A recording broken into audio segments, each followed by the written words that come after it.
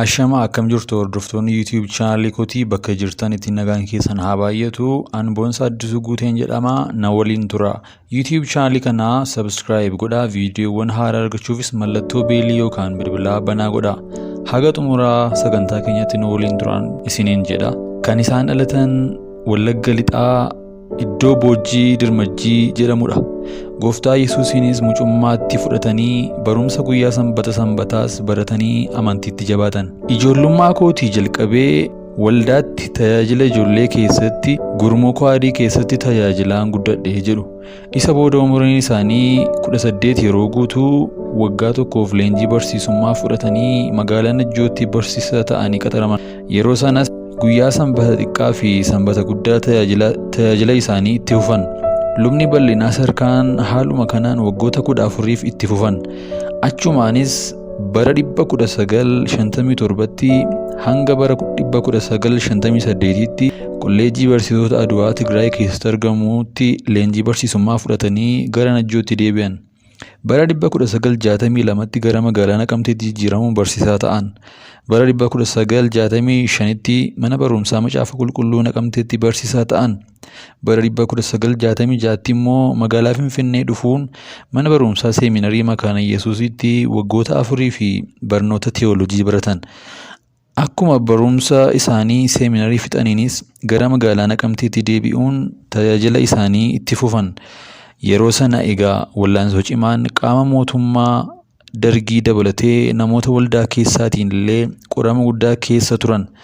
Lubni bal'inaa sarkaan baroota tajaajila isaanii keessatti si'a 14 mootummaa Dargiitiin, si'a 3 immoo bara Mallas Zeenaawiin bulchaa ture keessa hidhamani. Dubbiin karaa waldaa keessaa isaan mudate immoo akkas ture. Bara 1964tti sochiin hafuuraa yookaan riivaayivalii guddaan magaalaa Naqamteetti jalqabe. Yeroo kanatti dhagaa lubni bal'inaa sarkaa fi Paaster Tasfaayeen afaan haaraatiin kadhachuu jalqaban. Waldaa Makaana Yesuusiis ta'ee waldaa guutuu Wangeelaatti yeroo sana afaan haaraatiin dudubbachuun hin baratamne ture. Yeroo sanatti ari'atamni sababii kanaaf magaalaa Naqamtee keessatti cimaa ture.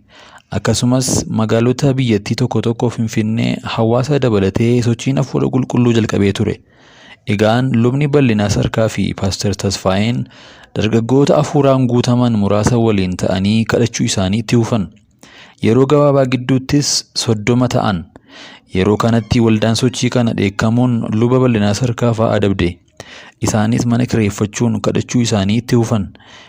Waggaa tokko keessatti namoota 150 ta'anii baay'atan.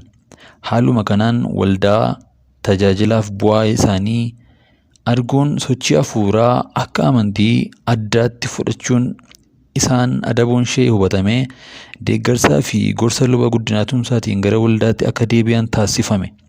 Yeroo sanatti mootummaan amantii kana balleessuuf dhiibbaa guddaa irraan geessisaa waan tureef guyyaa hojii hojjechaa halkan immoo mana namoota irra deemuun wangeela barsiisaa lallabaa cuuphaas turan. Kana booda egaa lubni bal'inaa sarkaan tajaajila isaanii bal'isuun magaalaa Finfinneetti waldaa Makaana Yesuusiin Xooxxootti makaman. Innis bara 1973 ture. Yeroo sanatti mootummaan Dargii waldoota kiristaanaa biyyattii hunda cufee waldaa Makaana Yesuus Xooxxoo qofa hambisee ture. Kanaaf namoonni magaalaa Finfinnee achi deemanii waaqeffachaa turan. Yeroo dhiphinaa kana keessa ture sochiin hafuuraa mul'achaa kan ture. Kan abdii namaaf kennudha. Yeroo hamaa sanatti lubni bal'inaa sarkaan tajaajila isaanii kan waldaa Makaana Yesuus Xooxxoo kun ajaa'ibaa fi Waaqayyo karaa isaanii hojii guddaa hojjetaa fi kan dubbatamee hin dhumnee raawwachaa ture. Lubni bal'inaanis sochii hafuuraa kana keessatti waa dubbatanii turan. Inni Waaqayyo ulee ittiin hojii hojjetu sochii hafuuraa kana waldaaf kenneera. Waldoonni garuu waa'ee kanaa dhiisuun dhimma isaanii irratti xiyyeeffatanii wal cicciniinuu fi wal nyaachuun yeroo isaanii gubaa turan. Tajaajilli lubni bal'inaa waldaa Inxooxxoo Makaana Yesuusitti gochaa turan hamma dubbatamuu qabu hin dubbatamne. Namoonni baay'een ittiin jajjabaataniiru kaan fayyaniiru. Magaalaa Finfinnee qofa osoo hin taane kutaa biyyattiirraa namoonni hedduun hirmaachuuf dhufaa turan. Lubni bal'inaa sarkaa tajaajilli isaanii magaalaa Finfinnee qofaatti hin dhaabbanne. Biyyoota Awurooppaa guutummaatti, kaaba Ameerikaa guutummaatti, Awustiraaliyaa fi biyyoota Afrikaa hedduu deemuun tajaajilaniiru. Lubni bal'inaa sarkaan mul'ata guddaa bara ol kaafamuu Itoophiyaa jiru bara 1994 fudhatan. Yeroon sun mul'ata kana fudhachuufis hubachuufis bara ulfaataa ture. Mul'ata waggaa 30 bara waayyuu dursanii hubachuuf nama rakkisu sanatti hafuuraan gaggeeffamanii waa'ee ol kaafamuu biyyattii Waaqayyo irraa fudhataniiru. Lubni bal'inaan waa'ee biyya kanaa waggaa 25 erga kadhataniin booda mul'ata kana fudhatan.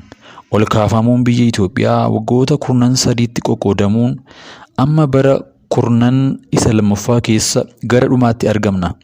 Baroonni 10 jalqabaa bara miixoo fi rakkinaati. Akkasumas ce'umsatti akka ce'amu dubbatan. Biyyattiin waraana irraa gara misoomaa guddachuutti, magaalaawwan akka gurguddatan, tajaajilli teeleekoomii akka bal'atu, eerbaasii guddaan akka galuu fi wantoonni baay'een akka ta'an dubbatanii isaan kana keessaa hundinuu raawwataniiru. Amma kan jirru bara isa 12ffaadha. Bara kana keessatti sochii hafuuraa guddaan akka ta'u dubbata. Hunduu toora tooraan taa'aa akka jiru argaama jirra. Amma lubni bal'inaa sarkaan ministirii addunyaalessaa Divine Harvest Holistic Center kan jedhamu hundeessuun iddoo kadhataa guddaa itti sochiin hafuuraa haaraan itti eegaludha naan jedheera Waaqayyo jedhan. Iddoon kun rivaayivalii biyyattiif hundee ta'aa jedhaniiru. Kissii fi komiin luba bal'inaa sarkaa irratti ka'ee jedhames kan armaan gadiiti. Waa'ee kitaaba bara ol kaafamuu Itoophiyaa kanaan waanan hin jedhamin hin qabu. Dura yeroon mul'ata kana dubbadhees kun wangeela bal'aaniin lallabaa maanifeestoo Mallas Zeenaawwii karoora tiraansfoormeeshinii mootummaa baafatedha. Ammas immoo kunoo deeggaraa paartii badhaadhinaatii naan jedhu jedhan. Ani deeggaraa paartii biyya bulchuu miti. Ani waan Waaqayyoo dubbadhu naan jedhe qofan dubbadha. Ani waan hafuurri qulqulluun biyya kanatti dubbadhu jedhuuf geggeessaa saattanaman. Kanaaf ammoo Waaqayyoon nan galateeffadha. Hundumti keenya iyyuu Waaqayyoon dhaggeeffachuu kallattii isaa irra deemuu qabna jedhaniiru lubni bal'inaa sarkaan.